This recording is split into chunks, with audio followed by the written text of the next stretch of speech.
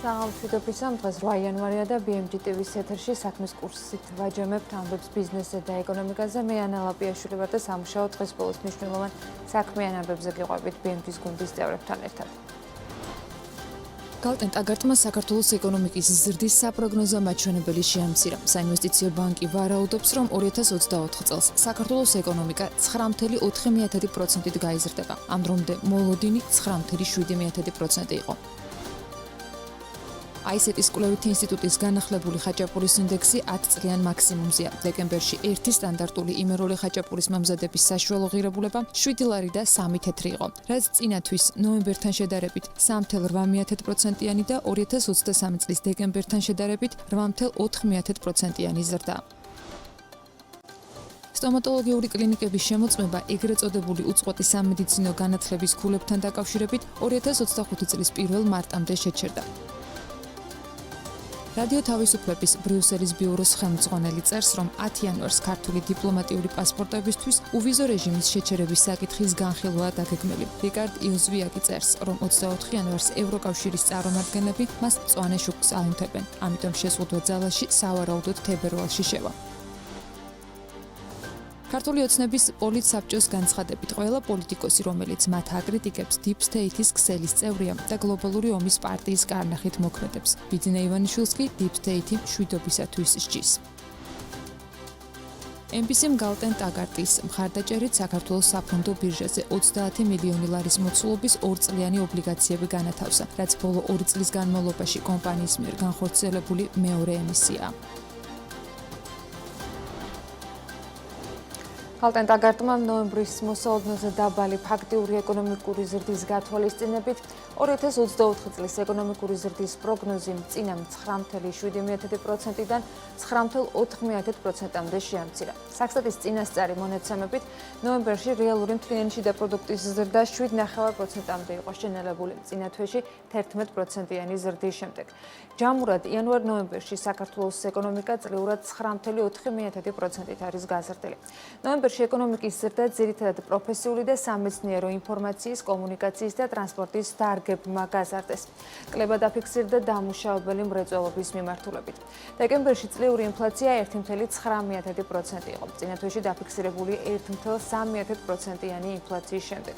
ინფლაციის ზრდა ძირითადად შერეული საქონლის ფასების წლიური ზრდის 3.9%-მდე დაჩქარებამ გამოიწვია და ადგილობრივი ინფლაციის წლიურმა ზრდამ 2.2%-მდე. ამასთან იმპორტირებული წლიური ინფლაცია 9.1%-ით არის შემცირებული. საბაზო ინფლაციას რაც შეეხება, რომელიც კალათიდან გამორიცხავს სურსათის, ენერგომატარებლების და თამბაქოს ფასებს, ნოემბერში 2.3% იყო, მაშინ როცა წინა თვეში 1.6%-ს შეადგენდა.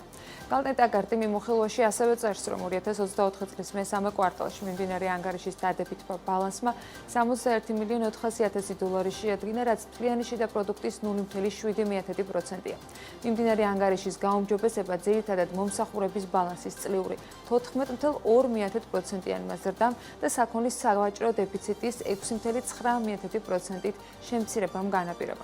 ასევე განახლდა ეროვნული ბანკის მხრიდან რეზერვებთან დაკავშირებული მონაცემები. სების პრეზიდენტობის მოვალეობის შემსრულებელმა გაავრცელა ასევე კომენტარი, სადაც ნათია თურნავა აღნიშნავს, რომ საერთაშორისო საავტო რეზერვები 324 მილიონი დოლარით გაიზარდა და დეკემბრის მდგომარეობით 4.450 მილიონი დოლარი შეადგინა. ეროვნული ბანკის პრეზიდენტის მოვალეობის შემსრულებელი განმარტავს, რომ ეროვნული ბანკი ყოველთვის არის კონცენტრირებული რეზერვების შევსებაზე, რასაც ბანკის გაცხადებული პოლიტიკა მოცემულ მომენტში ადასტურებს, როცა ბაზარი ამის შესაძლებლობას იძლევა გაზარდოს ქვეყნის საერთაშორისო რეზერვები, ეს ასე ხდება. პირველივე შესაძლებლობისთანავე ეროვნული ბანკი ყველა ღონეს ხმარობს იმისთვის, რომ კვლავ შეავსოს საერთაშორისო რეზერვები. ახლაც გამოქვეყნებულ მონაცემებში ჩანს, რომ წლის ბოლოს ჩვენ მოვახერხეთ და სოლიდური ზრდა გვაქვს. სავალუტო რეზერვებში ეს არის რამოდენიმე ფაქტორის დამსახურება. პირველი ეს არის, რომ უკვე ნოემბერ-დეკემბერში ეროვნულმა ბანკმა მოახერხა და შეიძინა საკმაო რაოდენობით დოლარები ბაზარზე და ამის შესაძლებლობას ჩვენი ეკონომიკური მდგომარეობა ჩვენ გვაძლევს. ასევე მნიშვნელოვანია, რომ საბანკო სექტორი სექტორში თვიდან თვემდე იზრდება დეპოზიტები, როგორც უცხოურ ვალუტაში, ასევე ეროვნულ ვალუტაში, მაგრამ უცხოურ ვალუტაში დეპოზიტების ზრდა სავალდებულო ნორმის ზრდასთან ერთად ასევე მნიშვნელოვანი კონტრიბუტორია საერთაშორისო სავალუტო რეზერვების მთლიანი მოცულობის ზრდაში, რომელიც ჩვენ გვაქვს სახეზე.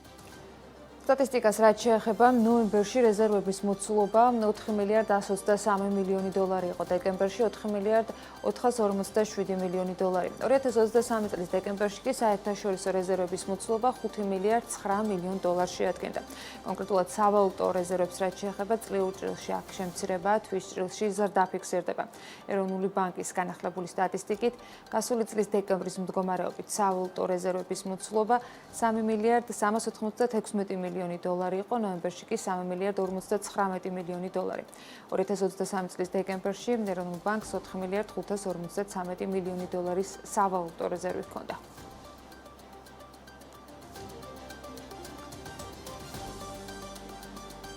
ICT-ის კვლევითმა ინსტიტუტმა ხაჭაპურის ინდექსი გამოაქვეყნა, რომელიც რეკორდულ ნიშნულზეა და აჩვენებს, რომ გასული წლის დეკემბერში ერთი სტანდარტული იმერული ხაჭაპურის მომზადების საშუალო ღირებულება 10 წლიან მაქსიმუმზეა.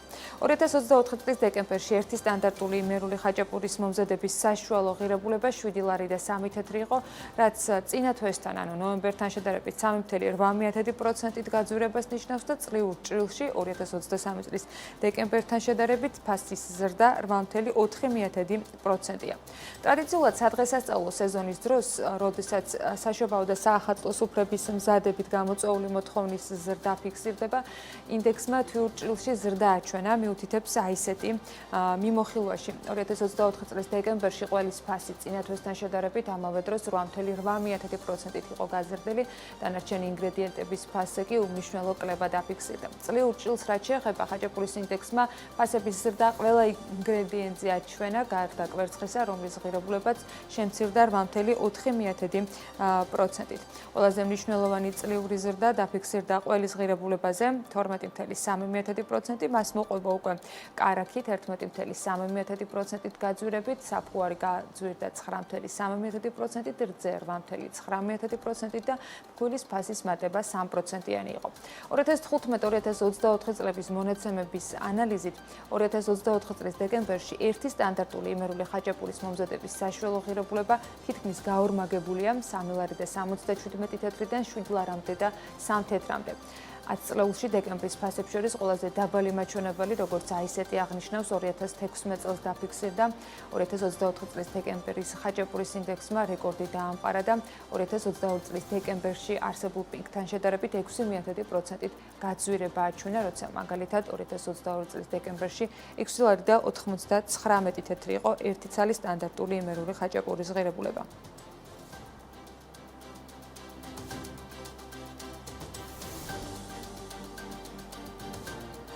ჩაშენდილთან შედარებით ზამთრის სეზონზე სავაჭრო ობიექტების ნაწილში შემოსავლები 20-30%-ით შემცირდა. შედარებით მცირედ კლებაზე მიუთითებენ ბაზრობები. როგორი იყო ვაჭრობის სექტორისათვის წინა საახალწლო პერიოდი, როდესაც როგორც წესი ხარჯები პიკს აღწევს და რა ახდენს გავლენას მომხმარებლების განწყობაზე და ხარჯების სტრუქტურაზე, ანუკა ჯოხაძე მოგყვება. 2024 წლის მიწურულს რითეილ სექტორში ტრადიციული საახალწლო გაყიდვები უჩვეულოდ არასაახალწლო გამოდგა. პოლიტიკურმა კრიზისმა მომხმარებლის წინა სადღესასწაულო ჩვევები დააკორექტირა და ნოემბრის ბოლოდან მოყოლებული დეკემბრის შუა რიცხვებამდე გაყიდვებმა იკლო. ბიზნესმა მომხმარებლის ყურადღება წლის მიწურულ საახალწლო ფასდაკლებებით მიიქცია. ICR-ის დამფუძნებელი გვიხსნის, რომ ყველაზე მეტად გაყიდვების კლება მათი კომპანიის შემთხვევაში ავეჯს დაეტყო, რაც უძრავი ქონების ბაზარზე არსებული შენელებით აიხსნება. დაეთქო ავეჯის მიმართულებას, იმიტომ რომ ავეჯის მიმართულება ავტომატურად უძრავი ქონების გაყიდვებთან არის მიბმული და რაღაც 30%-იანი ვარდნა ქონდა გეგმასთან მიმართებაში. ვარდნა ქონდა ასევე ფეშენ ინდუსტრიაში, თუმცა ახალი წლების რიზალტიდან გამომდინარე დეკემბერს თუ ავიღებთ, ალბათ შეგვიძლია ვთქვათ, რომ 15%-იანი ცვალებადობა ქონდა იმასთან, რაც დავგეგმეთ. იანვარში ველოდებით უფრო ასე ვთქვათ რთულ სიტუაციას და თუ ესეთ გაურკვევლობაში დარჩა ქვეყანა, რაც დღეს არის, ალბათ კრიზისი უფრო თებერვალში, მარტში უფრო ღრმად წავა. წლის პირველ კვარტალთან მიმართებით პროგნოზების გაკეთება სხვა რითეილ კომპანიებსაც უჭირთ. პროგნოზებთან სიფრთხილეს წლის დასაწყისში შენელებული აქტივობის ტრადიციაც განსაზღვრავს. სინომი რითეილის დირექტორი რეზო მაღალაშვილი ამბობს, რომ 2024 წელი კომპანიამ ზრდით დახურა, თუმცა ამის უზრუნველყოფა მხოლოდ დეკემბრის ბოლოს საახალწლოს ფასდაკლებებით შეძლეს. მისი შეფასებით, ტანსაცმლის გაყიდვები 2024 წლის დეკემბერში გასულ წელთან მიმართებით 11%-ით გაიზარდა. თუ მესამე კვარტალში 25% ვაჭარბებით, ბოლო კვარტალში დაახლოებით 9-11% იყო გადაჭარბება და დეკემბერიც თავდაპირველად სუსტი იყო, ჩამორჩებოდით კიდეც შარშანდელ დეკემბერს, თუმცა ბოლო ერთი კვირა ძალიან ძლიერი იყო უკვე ფასდაკლებების პერიოდი, რამაც საბოლოოდ დეკემბერიც პლუს 11%-ში დავახურინა, ასე რომ მთლიანად წელი რო შევაფასოთ, ყველაზე წარმატებული წელი იყო ჩვენი კომპანიის 12 წლიანი ისტორიის განმავლობაში. იქიდან გამომდინარე, რომ ბოლო კვარტალში მიუხედავად იმისა, რომ დაგქონდა ეს დისტემპი შენელებულია, შესაძლოა ვივარაუდოთ, რომ ეს შენელება გაგრძელდეს. დეკემბრის სამხმარებლო აქტივობით კმაყოფილია ლილომოლის დამფუძნებელი. მისი შეფასებით გაყიდვებზე პოლიტიკურ პროცესებს გავლენა არ ჰქონია. 2024 წლის ტენდენციებში სხვაობა მისი შეფასებით მხოლოდ პიროტექნიკის გაყიდვაზე დაწესებულ შეზღუდვებს მოჰყვა, რამაც მოთხოვნაც და მიწოდებაც მნიშვნელოვნად შეამცირა. ლილომოლის დამფუძნებლის შეფასებით რეგულაცია, რომელიც პირველი თებერვლიდან პიროტექნიკის რეალიზატორებს უნდა შეეხოთ, ხელშესახებ გავლენას გაყიდვებზე ვეღარ მოახდენს, რადგან ბიზნესი ცვლილებებს მზად შეხვდება. ხალხის ნაკლებობას არ უჩიოდით, თუმცა აი ბოლო პერიოდმა ცნობილი მოვლენებისგან რაღაც ოდნავ შეამცირა, პლუს ერთი პრობლემა იყო, რომ აიღალა პიროტექნიკის გარკვეული ნაწილი და ამანაც თავისი გავლენა იქონია. ჩემმა ჩაიარა შეუძლებლად როგორც ყოველდღიურად. რაღაც პირველი კვარტალის ბოლოდან იწყება გამოცოცხლება ვაჭრობის, ასე რომ არ ველოდებით ახლა რამე განსხვავებულს შესაბამისად პირველი კვარტალი იქნება 7 გაცილებით, როგორც ყოველთვის. შემდეგ ისე ჩვეულებრივად ალბათ დაუბრუნდება თავის რეიტს.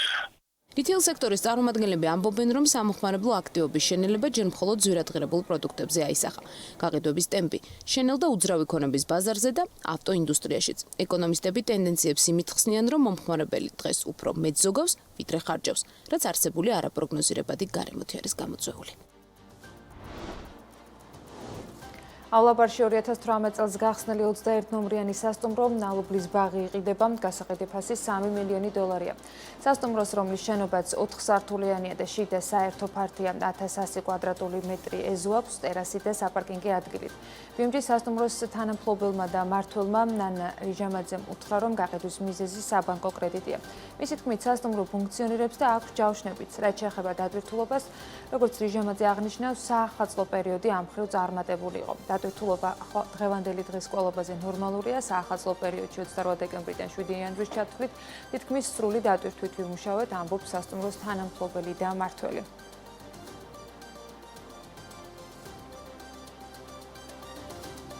ეს აფეთქება ეკონომიკაში. ასე აფასებს პოლიტიკური კრიზისის ეკონომიკურ კრიზისში გადასვლის პერსპექტივას კაპიტალის ბაზრის სპეციალისტი მარინა გულედანი. მისი თქმით, პოლიტიკური კრიზისი როგორც ფაქტორი მუშაობს ყველა მაკროეკონომიკურ პარამეტრზე, ამიტომ რაც უფრო დიდ ხანს არ გვეცოდინება რა პოლიტიკას ირჩევს ქვეყანა, მით უფრო გაღრმავდება კრიზისი, რადგან მისი შეფასებით სწორედ ამაზეა დამოკიდებული, როგორ შეიძლება გადარჩეს ქვეყნის ეკონომიკა.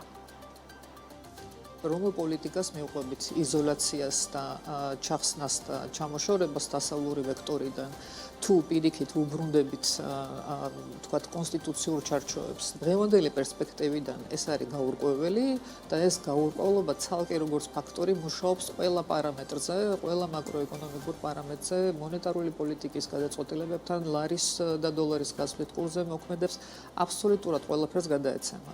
და შეიძლება თქვათ იგივე ეროვნულმა ბანკმა ფინანსური ფასების სტაბილურობისთვის, რომელიც არის მთავარი მიზანი ეროვნული ბანკის და ინფლაციის ტარგეტირებით ამას ახდენს, ეს აკეთო ჩვეულებრივ პირობებში, იმიტომ რომ ერთი რაღაცა პარამეტრი გაქვს დასარეგულირებელი, მაგრამ როდესაც ყველა მხრიდან ალყაში ხარ, გარედანაც შოკი მოდის, შიგნითაც შოკი გაქვს თან გინდა რომ ინფლაცია მაღალი არ იყოს, თან განაკვეთები უნდა არეგულიროთ, თან სტიმულირება უნდა გააკეთო ბიზნესის, იმიტომ რომ ყველას პრობლემა აქვს. ეს კაპიტალურ ადეკვატურობას დაარტყამს კომერციული ბანკების, იმიტომ რომ პორტფელები გაფუჭდება და უკვე ფუჭდება. ანუ იმდენი სამიზნე პარამეტრი არის მოსაწესრიგებელი, რომ ეს არის პრაქტიკულად აფეთქება ეკონომიკაში. აჭარის პოპულარიზაციისთვის და სარეკლამო მომსახურებისათვის აჭარის ტურიზმის და კურორტების დეპარტამენტმა 7.600.000 ლარის გამარტივებული შესყიდვა გამოაცხადა. სტატისტიკის ეროვნული სამსახურის მონაცემებით ნოემბერში მშენებლობის ღირებულების ინდექსი წინა თვესთან შედარებით 4.1%-ით შემცირდა. ცვლილება ძირითადად მშენებლობის დარგში დაქირავებით დასაქმებულთა საშუალო თვიური ნომინალური ხელფასის 2.7%-იანი კლებით იყო განპირობებული, რამაც 53% პუნქტი შეიტანა ჯამური ინდექსის ცვლილებაში. სემეკის ინფორმაციით, გასული წლის განმავლობაში განხილული საკითხების 90%-ზე მეტი მოქალაქეთა სასარგებლოდ დაკმაყოფილდა. გასულ წელს ჯამში მოქალაქეებს 2 მილიონ ლარამდე უსაფუძვლოდ დარიცხული თანხები ჩამოეწერათ. ამას გარდა, მომსახურების სტანდარტების დარღვევის გამო სემეკის რეგულაციების შესაბამისად კომუნალური კომპანიების მიერ მოქალაქეებზე 1.239.570 ლარი გაიცა. გასულ წელს საქართველოს ყავის იმპორტი გაუძვირდა. საქსტატის მონაცემებით ქვეყანა 11 თვეში 34.800.000 დოლარის 6.587 ტონა ყავა შეიძინა. მაშინ, როდესაც 2023 წელს ანალოგიურ პერიოდში მეტი მოცულობა 6.960 ტონა პროდუქტი 28.200.000 დოლარად იყიდა. სახელმწიფო შესყიდვების სააგენტოს ვებგვერდზე გამოქვეყნებული ინფორმაციით, ანტიკორუფციული ბიურო Facebook-ზე რეკლამაში 30.000 ლარის დახარჯვას გეგმავს. გადასახადის გადამხდელებს სახელმწიფო ბიუროკრატიის ხარჯი გაიზარდათ. კულტურის სამინისტროსგან გამოყოფილი სპორტის სამინისტროს ხარჯზე სამინისტროების რაოდენობა 13-მდე გაიზარდა. 10%-ით იმატებს საჯერო სექტორში დასაქმებულთა ანაზღაურება და გაცილებით მკვეთრი ზრდა არის თანამდებობის პირთა ხელფასებთან მიმართებით. 1 იანვრიდან საქართველოს პრემიერ-მინისტრის და პრეზიდენტის ხელფასი 13.300 ლარი იქნება. მინისტრების ავტონომიური რესპუბლიკების მთავრობისა და უმაღლესი საბჭოს თავმჯდომარეების 11.305 ლარი. 2.5-ჯერ გაიზარდა დეპუტატების ხელფასები და მთლიანობაში 2025 წლიდან პარლამენტში შრომის ანაზღაურება 10 მილიონით 53.900.000 ლარამდეა მომატებული. რა გვიჯდება ბიუროკრატია? მუცაშუბაშვილი გუყობა. მიმდინარე წელს მთავრობის ბიუროკრატიული ხარჯები არაერთი მიმართულებით იზრდება, რაც იმას ნიშნავს, რომ გადასახადის გადამხდელებს ქართული ოცნების ხელისუფლების შენახვა კიდევ უფრო მეტად გაუძვირდებათ. ყველაზე მკვეთრი ზრდა პარლამენტის დეპუტატების და სხვა თანამდებობის პირების ხელფასების მიმართულებითაა. 1 იანვრიდან პრემიერის და პრეზიდენტის ხელფასი 14.600 ლარი გახდა. მინისტრების, ავტონომიური რესპუბლიკების მთავრობისა და უმაღლესი საბჭოს თავმჯდომარეების კი 12.410 ლარი. ასევე მკვეთრად 2.5-ჯერ გაიზარდა პარლამენტის დეპუტატების ხელფასებიც. მართალია საკანონმდებლო ორგანომ თანამდებობის პირების შრომის ანაზღაურების ზრდაზე მსჯელობა ჯერ კიდევ გასული მოწვევის პარლამენტის პირობებში დაიწყო, თუმცა ეკონომისტების ნაწილის შეფასებით ხელფასების მსგავსი მკვეთრი მატება ქვეყანაში დღეს შექმნილი ვითარების და მოსაუდნელი ეკონომიკური კრიზისის ფონზე არარელევანტურია. რა უფრო პრიორიტეტულია ქართული ოცნებისთვის ზუსტად ამას წარმოაჩენს ეს გადაწყვეტილება, იმიტომ რომ ქვეყანაში სადაც არის სოციალური არათანასწორობა და ძალიან დიდი ნაწილი მოსახლეობის არის თქვათ სიღარიბის ზღვარს მიღმა და სოციალურ დახმაშემწეობას იღებს. ამ ტიპის ქვეყანაში შენ როდესაც აცხადებ ესეთ ფინანსურ პროცესებზე თუ გადაწყვეტილებაზე ეს არანაირად არ არის პოპულარული, ხო? ანუ ფაქტი არის, რომ ყველაზე შეჭრებული და მოწყვეტი ფენა საქართველოს მოსახლეობის ამას ძალიან ცუდად მიიღებს, მაგრამ როგორც ჩანს ქართული ოცნებისთვის ის სეგმენტი იმდენად დამოკიდებულია ბიუჯეტზე, რომ ისედაც არ არის საინტერესო და გონია, რომ ის ყოველთვის მისი მხარდაჭერი იქნება გავლენას იქონიებს. მეორე მხრივ, უფრო მნიშვნელოვანი მიზანი არის, რომ ის ერთგული ადამიანები, რომლებიც საჯარო სექტორში არიან, მათ შორის მაღალ რგოლებში, რომ ისინი შეინარჩუნონ. საჯარო სექტორში ხელფასების მატება კორუფციისგან დაზღვევის ერთ-ერთ მთავარ მექანიზმად შესაძლებლად მიიჩნევა. თუმცა დღევანდელი შემთხვევა ასეთი არაა. ასე აფასებს IDFI-ის კვლევითი მიმართულების ხელმძღვანელი. თანამდებობის პირებისთვის ანაზღაურების ზრდას. გოგა თუშურაშვილის განცხადების სახელზე გვაქვს მოცემულობა, როდესაც საპროტესტო აქციებში მონაწილეობის და პოზიციის დაფიქსირების გამო ქართული ოცნება კვალიფიციურ საჯარო მოხელეებს სჯის და სამსახურიდან ათავისუფლებს. მორჩულ მოხელეებს კი ხელფასების ზრდით აჯილდოებს. ეკონომისტების შეფასებით კონტრასტი განსაკუთრებით შესამჩნევია იმ ფონზე, როდესაც წელს პენსიონერებისთვის პენსია მხოლოდ 35 ლარით იზრდება. საჯარო სექტორში დასაქმებული რიგითი მოხელეების ანაზღაურება კი 10%-ით. ამ პროცესმა საბოლოოდ შეიძლება მიგვიყვანოს იქამდე, რომ ფაქტობრივად საჯარო სამსახური მნიშვნელოვნად შემცირდეს პროფესიონალური კადრები, ხოლო საბოლოოდ მივიღოთ ბიუროკრატია, რომელიც მაქსიმალურად დამი იქნება პოლიტიკურად დადებითად და კარგად, ასე ვთქვათ, პოლიტიკური კონტროლის ქვეშ იქნება მოქცეული. ამ სოციალური გარემოს არსებობის პირობებში აჩენს გარკვეულ განცდებს, რომ იგივე როდესაც მაგალითად პენსიონერს ესდება მხოლოდ 35 ლარით და პარლამენტარს ესდება 1000-ობით ლარით ხელფასი, ეს არის უკვე მათ დამოკიდებულებას აჩვენებს ძალიან კარგად, რომ მათი პრიორიტეტი არ არის იგივე სოციალური მდგომარეობის გაუმჯობესება და ნაკლებად არის ეს პრიორიტეტი, რომ მათზე ზრუნვა იყოს და პირიქით, გარკვეულწილად ეს ყველაფერი მოირგონ თავიანთ თავს. აქ არის შესაბამისობის თემა ძალიან მნიშვნელოვანი და რომ უყურებთ თუ რა ოდენობით იზრდება პენსია, რა ოდენობით გაიზარდა საჯარო მოხელეების ხელფასი წლიდან წლამდე და რომ ხედავთ აი ამ რამოდენიმეჯერ ზრდას ხელფასების პარლამენტში, განსაკუთრებით იმის გათვალისწინებით, რომ ჩვენ ვიცით, რომ პარლამენტში მისი ასე ვთქვათ, არსებული პარლამენტარების დიდი ნაწილი არის ზოგადად საკმაოდ მდიდარი ადამიანი და მათი ოჯახები. რა თქმა უნდა, ჩდება კითხვა, რამდენად სწორი მომენტი იყო ეს. სამწუხაროდ, აქაც გვიწევს, რომ ჩვენ გადახდების გადამხდელებმა გავწიოთ ჩვენი გადასახადებიდან ხარჯი იმისთვის, რომ ქართულმა ოცნებამ ლოიალობა იყიდოს საკუთარი წევრების. ბიუროკრატიულ და შრომის ანაზღაურების ხარჯებს ზრდის კულტურისა და სპორტის სამინისტროების განცალკევებაც, რის ფონზეც ქვეყანაში სამინისტროების რაოდენობა 13-მდე იზრდება. 2025 წლის სახელმწიფო ბიუჯეტის თანახმად მთლიანობაში საჯარო მოხელეების შრომის ანაზღაურებაზე წელს 3 მილიარდ ლარზე მეტი დაიხარჯება. თუმცა ეს თანხა არ მოიცავს ისეთ მიმართულებებს, როგორიცაა მაგალითად სხვადასხვა სიპებში დასაქმებული მოხელეები. შესაბამისად, გადასახადის გადამხდელებს ხელისუფლების შენახვა გაცილებით ძვირი უჯდებათ. ეს კი იმ ფონზე, როდესაც დიდი ალბათობით მიმდინარე წელს ეკონომიკური ზრდის შედარებით მაღალი ტემპის შენარჩუნება ნაკლებ სავარაუდოა. 2025 წელს შრომის ანაზღაურებაზე საჯარო მოხელეების დაიხარჯება 2-ჯერ მეტი, ვიდრე 2020 წელს. 1,5 მილიარდი იყო შრომის ანაზღაურება და ახლა არის 3 მილიარდი. ეს არის იმდენად მძიმე ტვირთი, რისი აწევაც ეკონომიკას არ უნდა დავადოთ და პასუხისგებლიანმა მთავრობამ ეკონომიკას ასეთი ტვირთი არ უნდა დაადოს. შეიძლება ახლა დავიჯეროთ, რომ მთავრობა 2-ჯერ მეტ საქმეს აკეთებს, ცენტრალური მთავრობა მხოლოდ, ისიც ამაში არ შედის ადგილობრივი, ვიდრე აკეთებდა 2020 წელს. რაში იღებს ამ შრომის ანაზღაურებას? რატომ ჭირდება ამ ქვეყანას 2-ჯერ მეტი? შესაძლებელია გაიზარდოს ხელფასები, ამაში არაფერი არ არის პრობლემური, მაგრამ აუცილებლად უნდა შემცირდეს ზომა საჯარო სექტორის. მიღმა თანამდებობის პირებისთვის ხელფასების ზრდისა 10%-ით იზრდება საჯარო სექტორში დასაქმებულთა ანაზღაურებაც, რაც უკვე რამდენიმე წელია კანონითაა დარეგულირებული. შედეგად საჯარო სექტორში დასაქმებულების საბაზო ანაზღაურება 1460 ლარი გახდება, რაც პარლამენტის რიგითი დეპუტატის გაზრდილ ხელფასს 8-ჯერ ჩამორჩება. თბილისის მერის სიპის თბილისის ტრანსპორტისა და ურბანული განვითარების სააგენტო ძველი შუქნიშნების ჩანაცვლებისთვის და უსაფრთხოების კუნძულების მოწყობისათვის 3,652,585 ლარის ღირებულების ტენდერს აცხადებს.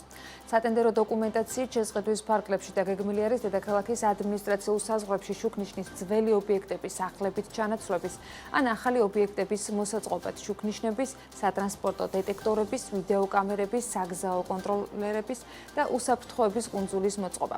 წინადადებების მიღება 26 იანვარს დაიწყება და 31 იანვრის ჩათვლით გაგრძელდება.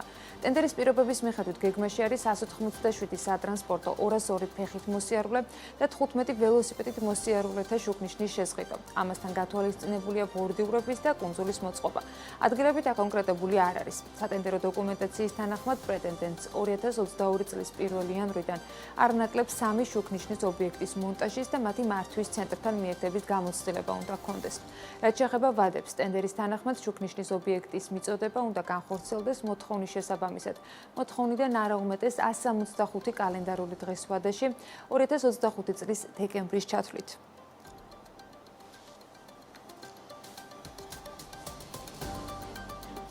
აჭარის ავტონომიური რესპუბლიკის ტურიზმის და კურორტების დეპარტამენტი რეგიონის პოპულარიზაციის და სარეკლამო მომსახურებისათვის 7.600.000 ლარის გამარტივებულ შესყიდვას აცხადებს. შესყიდვის ფარგლებში გათვალისწინებულია სარეკლამო მომსახურება რეგიონის პოპულარიზაციისთვის საერთაშორისო ან და სამიზნე ქვეყნებში სხვადასხვა სარეკლამო აქტივობებით. თუმცა თუ რომელ კონკრეტულ ქვეყნებში იგეგმება აჭარის რეგიონის ტურისტული პოტენციალის პოპულარიზება, სატენდერო დოკუმენტაციაში არ არის აღნიშნული. გამარტივებული შესყიდვით ასევე გათვალისწინებულია აჭარის ადგილობრივი ტურისტული ბაზრის კვლევა, ღონისძიებების მასტერკლასების, ექსპედიციების და სხვადასხვა აქტივობის ორგანიზება. საინფორმაციო ბროშურების მომზადება ბეჭდვა და ტურიზმის ინდუსტრიაში წლის საუკეთესო ტურისტული სერვისების მიმწოდებელი ობიექტების დაჯილდოების ღონისძიების ორგანიზება.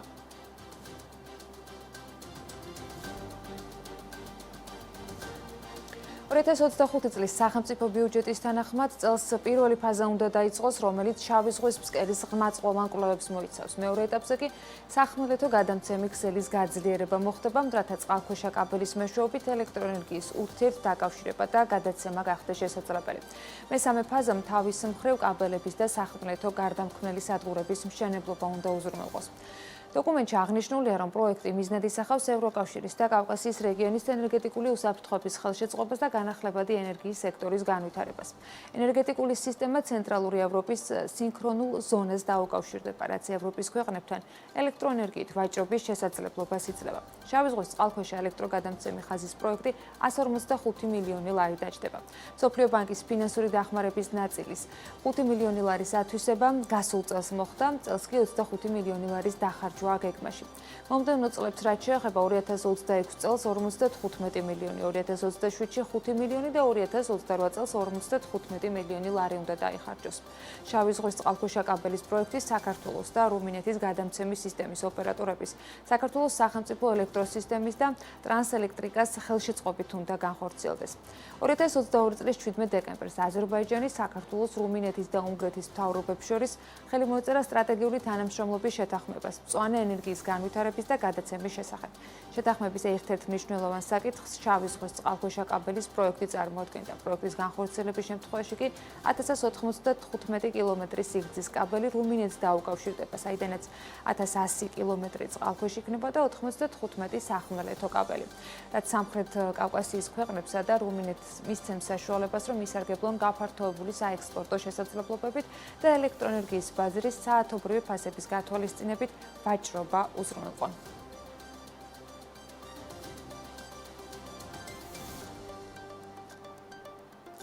ხუთწლიანი კონტრაქტის ამოწურვის შემდეგ 2025 წლის იანვრიდან უკრაინის ტერიტორიის გავლით რუსული გაზის ევროპაში ტრანზიტი გაჩერებულია.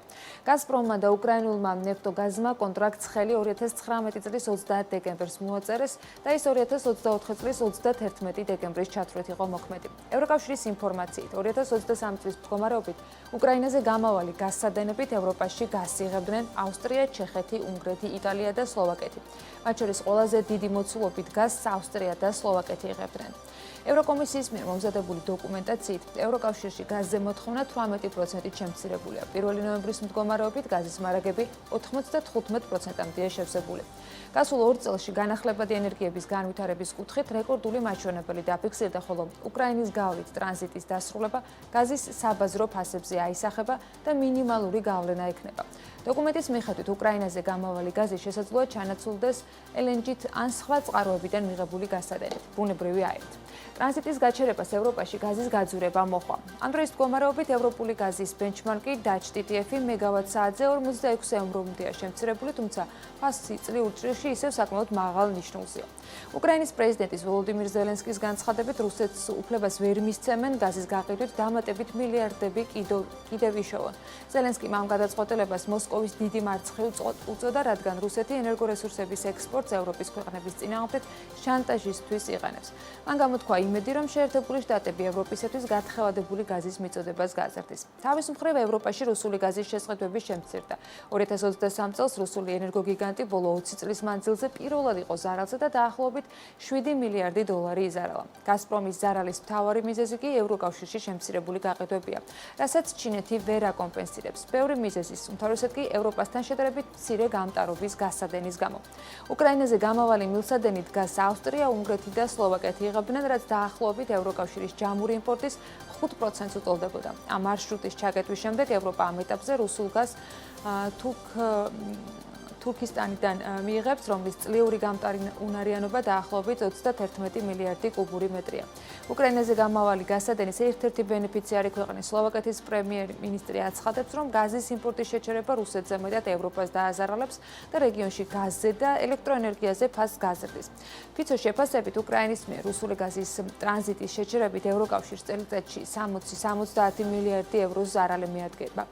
უკრაინის გავლით ტრანზიტის შეჩერება ანალიტიკოსების აზრით ყველაზე დიდ დარტყმას მოლდოვას უქადის. თავის მხრივ ევროკომისიაში განმარტეს ისიც, რომ ევროკავშირის ქვეყნები ამისთვის იყვნენ მზად და წევრების უმრავლესობა მიწოდების შემცირებას გაუმკლავდება. რუსეთი უკრაინის გავლით ევროპას გაზს 91 წლიდან აწვდიდა და კონტრაქტის შეწყვეტით მნიშვნელოვანი ბაზრები დაკარგა, თუმცა პუტინი ამბობს, რომ ევროკავშირი უფრო მეტად იზარალებს. იმის მიუხედავად, რომ ევროკავშირის ქვეყნებმა ომის დაწყების შემდეგ მნიშვნელოვნად შეამცირეს რუსულ გაზზე დამოკიდებულება, აღმოსავლეთ ევროპის ქვეყნები ისევ იღებენ რუსეთიდან დიდი ოდენობით გაზს, ეს კი კრემლს აძლევს საშუალებას, რომ წლიურად დაახლოებით 5 მილიარდი დოლარის შემოსავალი მიიღოს. 2023 წელს რუსული გაზის იმპორტის მოცულობა ევროკავშირის ქვეყნებში 10%-ზე ნაკლები იყო, მაშინ როცა მაგალითად ომამდე 2021 წელს რუსეთის წილი ევროკავშირის გაზის იმპორტში 40%-ს აღწევდა.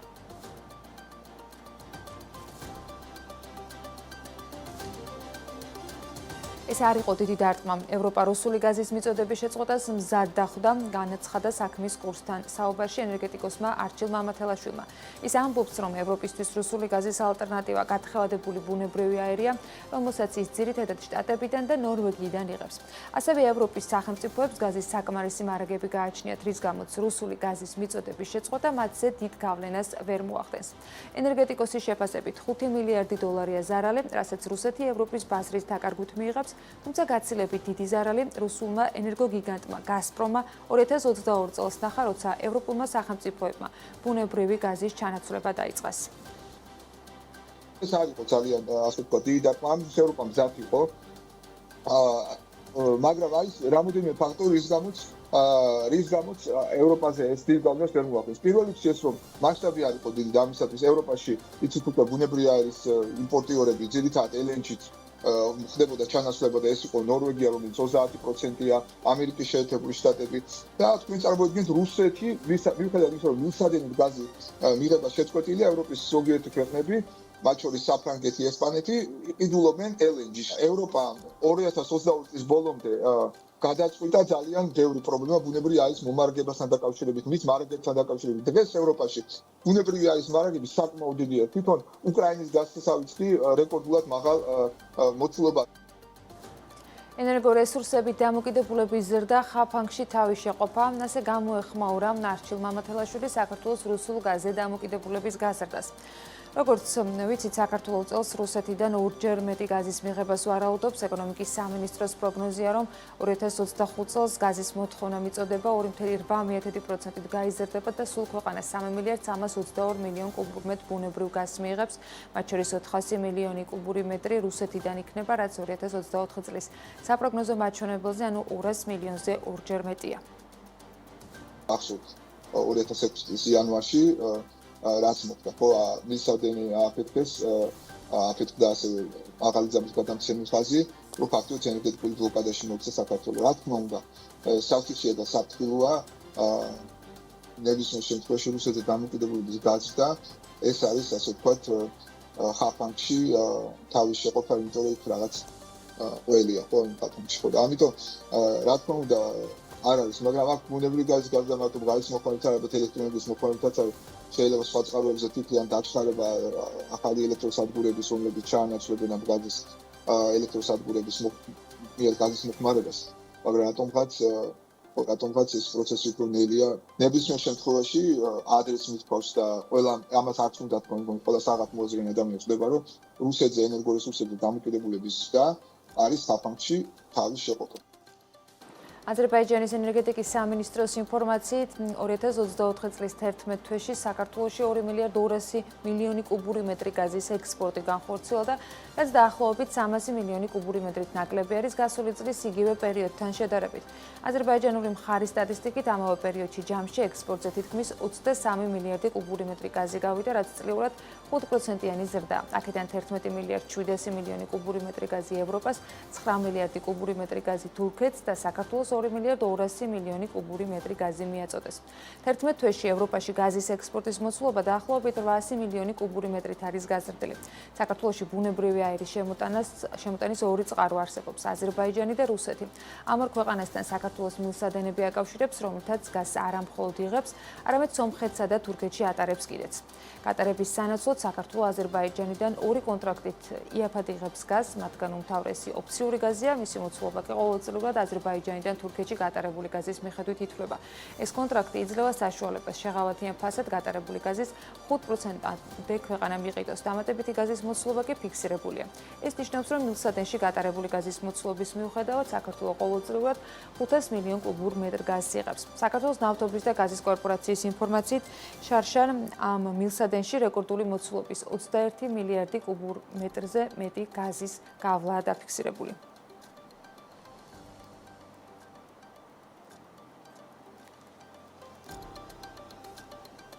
საქართველოში რეგისტრირებული ავტომობილების რაოდენობა 1,870,657 შეადგინა.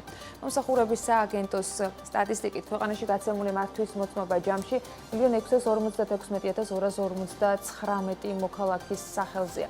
საქსტატის ბოლო განახლებით კი 3 კვარტლის შედეგებით ქვეყანაში ყველაზე ბევრი Mercedes-Benz, Toyota და Ford გადაადგილდება. ყველაზე მეტი ავტომობილი რუხი ფერის არის. მეორე ადგილზე თეთრი, ხოლო მესამეზე შავი ფერის მანქანებია. პოზიციებს შემდეგში ნაწილებენ უკვე ლურჯი, წითელი და მწვანე. ავტომობილების 41,2% ბენზინზე მუშაობს, 19,8% დიზელზე, 9,7% ბენზინსა და აირზე ერთდროულად. 8,7% კი ჰიბრიდული ავტომობილია.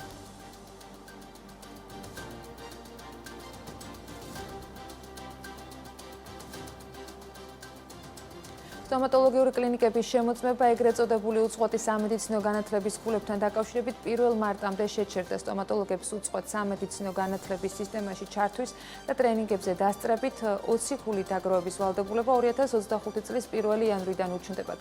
რეგულაციის გადავადებას წინ სფეროს წარმომადგენლების პროტესტი უძღოდა 700-ზე მეტმა ექიმ სტომატოლოგმა 2024 წლის სექტემბერში პრემიერ-მინისტრს განცხადებითაც მიმართეს. სტომატოლოგები ეთანხმებიან უწყვეტი გადავადების მოთხოვნებს. თუმცა მიიჩნევენ, რომ ამ ეტაპისათვის რთულად მისაღწევი იქნებოდა განსაკუთრებით კი რეგიონში მცხოვრები ექიმებისათვის, რადგან მოთხოვნილ ტრენინგებში მონაწილეობა წლის განმავლობაში 10,000 ლარის ფარგლებში მერყეობდა, რაც რიგ შემთხვევაში სტომატოლოგიური საქმიანობის მიწისქვეშეთში გადასვლას, რიგ შემთხვევაში კი მომსახურების გაძვირებას გამოიწვევდა. რეგულაციის გადავადებას სფეროს წარმომადგენლები დადებითად აფასებენ, თუმცა რჩება შემოწმებასთან დაკავშირებული საკითხები, რომელიც ექიმებისათვის ამ დრომდე ბუნდოვანია. რეგულირების სააგენტომ აუცილებლად უნდა მოგვაწოდოს სტომატოლოგებს ის სტანდარტი, რის მიხედვით შემოწმდება სტომატოლოგიური კლინიკები. ჩვენ არ გვინდა ვიყოთ დამოკიდებული კონკრეტული პიროვნების შემოკეთილგანწყობაზე, ან ვიყოთ ვალდებული მათ წინაშე, რომ რაღაცა შეღავათი გაგვიწიეს. ჩვენ გვინდა ზუსტი სტანდარტი, რა უნდა დავაკმაყოფილოთ და არის მაგალითად ორსულთა და დეკრეტულში მყოფი ექიმების საკითხი გადასაწყვეტი. მათ რა მოელით, როდესაც ისინი 2025 წლის მაგალითად 2 მარტს გავლენ სამსახურში და 3 მარტს რომ რეგულირების სააგენტომ შეამოწმოს, რა შედეგს მივიღებთ ამით, დაჯარიმდება ეს კლინიკა თუ არ დაჯარიმდება. ანუ ჩვენ არ გვაქვს ზუსტად გაწერილი ეს დეტალები, რის მიხედვით უნდა შემოწმდეს კლინიკა და შესაბამისად გზას ვუხსნით კონფლიქტებს დამსაქმებელსა და დასაქმებულ შორის.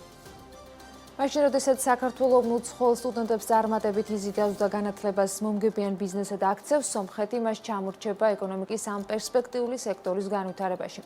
BMG სომხეთის ბიუროს ინფორმაციით ეს ACCAC-ის ანალიტიკური ცენტრის პრეზიდენტმა ეკონომისტმა ჰაიკაზ ფანიანმა თბილისის ერთ-ერთ კერძო უნივერსიტეტში სტუმრობის შემდეგ მათთან საუბარში განაცხადა, ექსპერტის მიერ მოყვანილი მონაცემების მიხედვით 2022-2023 სასწავლო წელი უცხოელი სტუდენტების ნაწილისათვის საქართველოში სტუდენტთა საერთო რაოდენობის 50.1%-ს აღწევდა, რაც წინა წელთან შედარებით 53%-იან ზრდას ნიშნავს.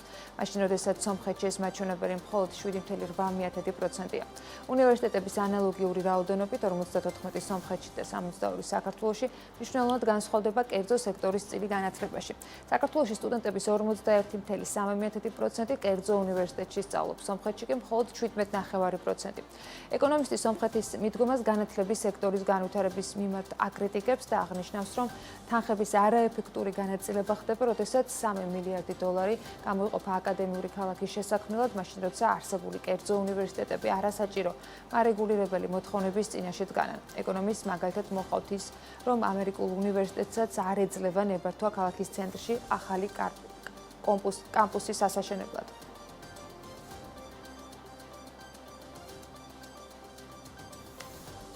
გლობალურმა საკონსულტაციო კომპანია Henley & Partners-მა პასპორტების 2025 წლის ინდექსი განაახლა, რომლის თანახმადაც საქართველოს მოლდოვასთან ერთად 44 ადგილს ინაწილებს, რაც იმას ნიშნავს, რომ საქართველოს პასპორტის მფლობელს 122 ქვეყანაში ან ტერიტორიაზე შეუძლია უვიზოდ მოგზაურობა. 2024 წლის ინდექსთან შედარებით საქართველოს მუდმივ გაიუმჯობესა პოზიცია, ბოლო ქვეყანა, რომელმაც საქართველოს მოქალაქეებისთვის უვიზო რეჟიმი დააწესა, ტაილანდი იყო. ტაილანდმა საქართველოს მოქალაქეებისთვის უვიზო მიმოსვლა 15 ივლისს მოქმედა. რაც შეეხება Henley & Partners-ის პასპორტების ინდექსს, საუკეთესო ქვეყნებს და ამონაცემებს 2025 წელს უმნიშვნელოდ არის ამ შემთხვევაში რეიტინგის შეცვლილი. განახლებული რეიტინგის მიხედვით პირველ ადგილს ისევ სინგაპური იკავებს, რომლის მოქალაქეებსაც 195 ქვეყანაში შეუძლიათ უვიზოდ მოგზაურობა. 15 ელში შემავალი ქვეყნები კი არიან იაპონია 193 ქვეყანაში უვიზოდ მოგზაურობის შესაძლებლობით, ფინეთი, საფრანგეთი, გერმანია, იტალია, სამხრეთ კორეა და ესპანეთი, რომლის პასპორტის მქონე მოქალაქეებიც 192 ქვეყანაში გადაადგილდებიან უვიზოდ, ავსტრია, დანია, ირლანდია, ლუქსემბურგი, ნიდერლანდები, ნორვეგია, შვედეთი 191 ქვეყანაში უზრუნველყოფენ მათი მოქალაქეების გადაადგილებას უვიზოდ. საქართველოს მეზობელ ქვეყნებს რაც შეეხება, თურქეთი და რუსეთი 46 ადგილს ინაწილებენ, რომელთა პასპორტობითაც 116 ქვეყანაში უვიზოდ მოგზაურობა შესაძლებელი. აზერბაიჯანი 70 ადგილზეა, 72-ზე 72 ქვეყანაში მოგზაურობის შესაძლებლობით და სომხეთი 74 ადგილზე არის 78 ქვეყანაში მოგზაურობის შესაძლებლობით ვიზის გარეშე.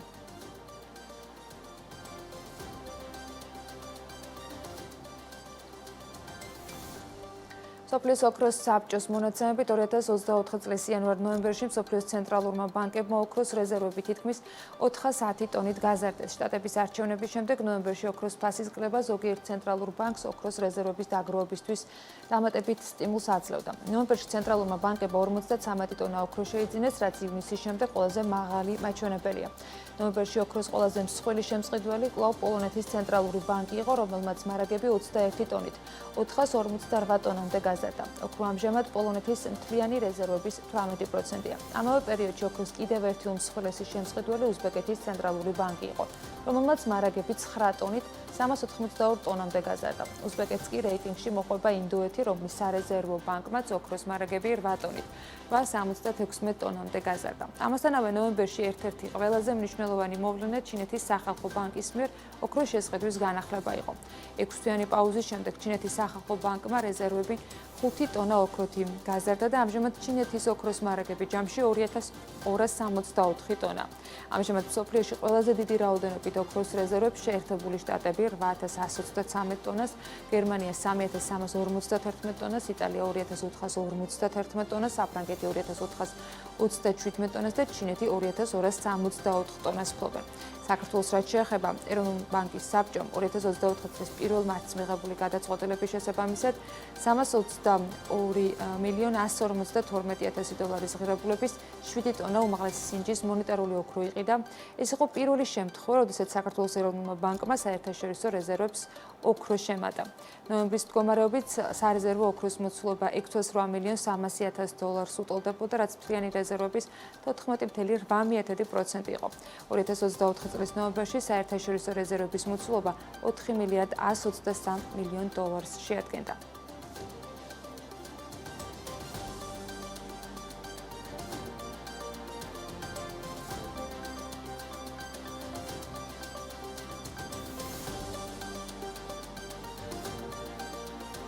ეს იყო საქმის კურსის შემაჯამებელი გამოშვება ამ დროისათვის. წინ საქმიანი საღამო გელოდებათ, რომელსაც გიორგი არონია და გიორგი თოლურდავა გაუძღვებიან. ჩვენ ხოლმე საღამოს 7 საათზე შეხვდებით ერთმანეთს BMG TV-ს ეთერში. დროებით.